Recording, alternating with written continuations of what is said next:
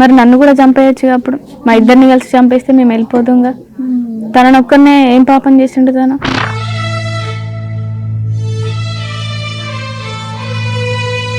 So నేను marriage చేసుకోవడమే తను చేసిన తప్ప? తల్లిని తండ్రిని కాదని ప్రేమే కోరిన. అసలు ఇంతకీ నీకు ఎప్పటి నుంచి తెలుసు బంటి? 3 years బ్యాక్ నుంచి తెలిసిన. మీ లవ్ ఎలా స్టార్ట్ అయింది?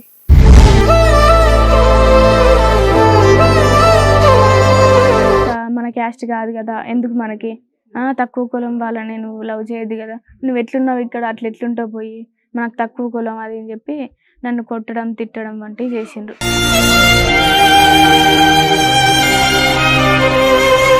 నీకేం కావాలి, అతన్ని వదిలే, మన కులం కాదు, అట్లా గలీజ్గా మాట్లాడడం మన కులం కాదు అని చెప్పి.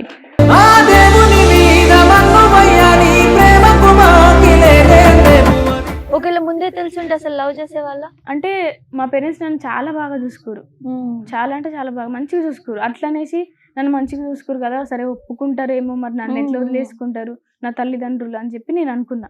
కానీ మరి ఇంట్లో చేస్తారని చెప్పి నేను ఎక్స్పెక్ట్ చేయలేదు. తన మరణం అన్నది ఎరుగదది, కాదని కత్తులు దూస్తున్నా మమకారం మాత్రం మరువదది. మా నాయనమ్మకి ఎక్కువ క్యాస్ట్ ఫీలింగ్ ఉండడం వల్లనే మా అన్నల్ని రెచ్చగొట్టడం అట్లా చేయడం వల్లనే మా అన్నయ్య వాళ్ళు అట్లా తయారయ్యారు.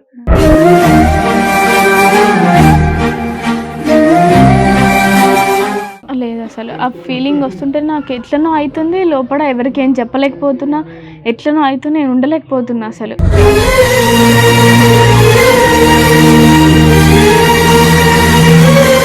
నెక్స్ట్ ఏంటి? ఒకవేళ అందరు ఇంట్లో వాళ్ళు ఫోర్స్ చేస్తే సెకండ్ మ్యారేజ్ ఏమన్నా? లేదు, నేను అసలు చేసుకోను ఎప్పటికీ. సెకండ్ మ్యారేజ్ అనేది ఉండదు నాకు. ఇంకా చాలా ఫ్యూచర్ ఉంది కదా. పర్లేదు, నేను చూసుకుంటుందని.